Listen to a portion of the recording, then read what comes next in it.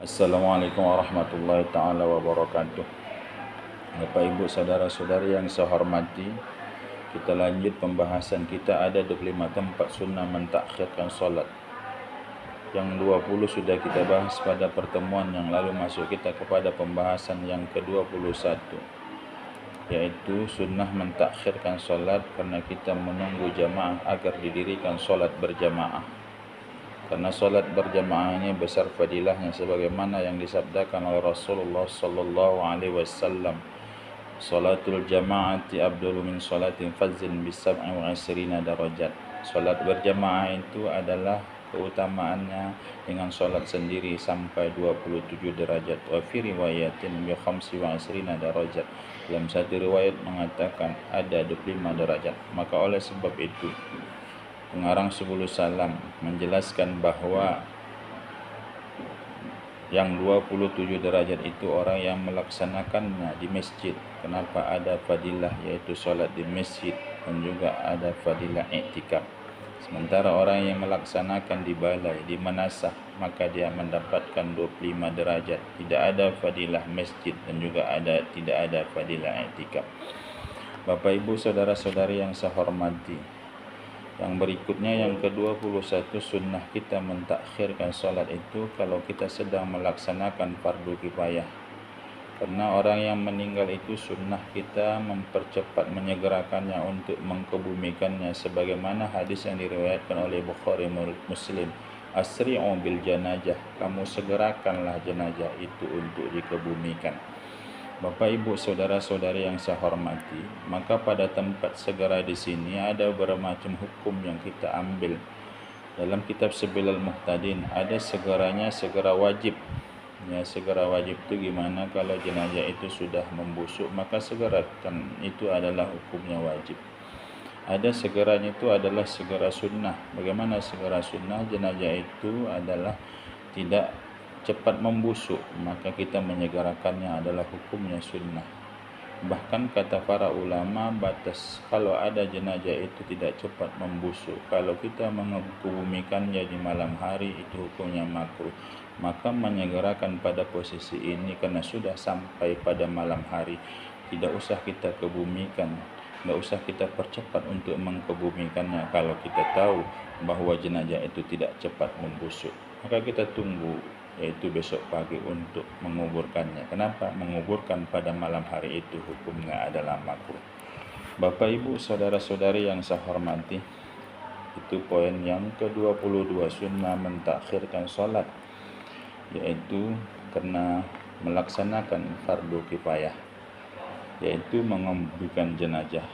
Dan adapun yang ke-23 sunnah mentakhirkan solat, sebagaimana yang lalu sudah saya jelaskan, sunnah mentakhirkan solat itu kalau seseorang itu berharap di akhir solat itu bisa menemukan air. Tapi ini yang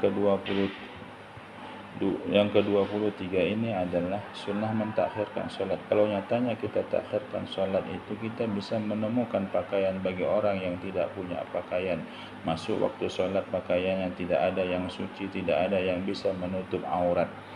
Makanya dengan mentakhirkan solat, dia yakin bisa menemukan pakaian untuk penutup aurat. Maka posisi ini juga seseorang itu sunnah mentakhirkan solat. Itu poin yang ke-23. Adapun poin yang ke-24, sunnah mentakhirkan solat itu bagi orang yang sibuk menyelamatkan dirinya karena tenggelam dari kapal. Itu ada orang yang tenggelam di kapal, kapalnya karam, maka dia untuk menyelamatkan dirinya sampai yaitu ke pinggir. Walaupun sudah sampai waktu solat, maka dia sempurnakan dulu dirinya, selamatkan dulu dirinya dan keluarganya, agar seseorang itu bisa betul-betul dapat melaksanakan ibadah solat. Maka posisi yang seperti ini mentakhirkan solat, hukumnya adalah sunnah. Poin yang terakhir, yaitu disunnahkan mentakhirkan solat, itu dalam kitab ini adalah orang yang menyelamatkan hartanya dari bencana. Bencana itu banyak, salah satunya tadi sudah saya jelaskan di atas, orang yang tenggelam kapalnya, orang yang menyelamatkan dari pencurian.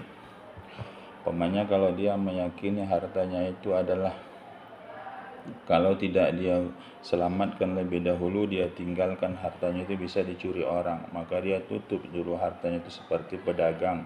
Kalau dia tinggalkan seperti itu hartanya, maka dia tidak tutup, dia tidak sempurnakan penutupnya, bisa diambil orang hartanya. Maka pada posisi itu mentakhirkan solat adalah hukumnya sunnah.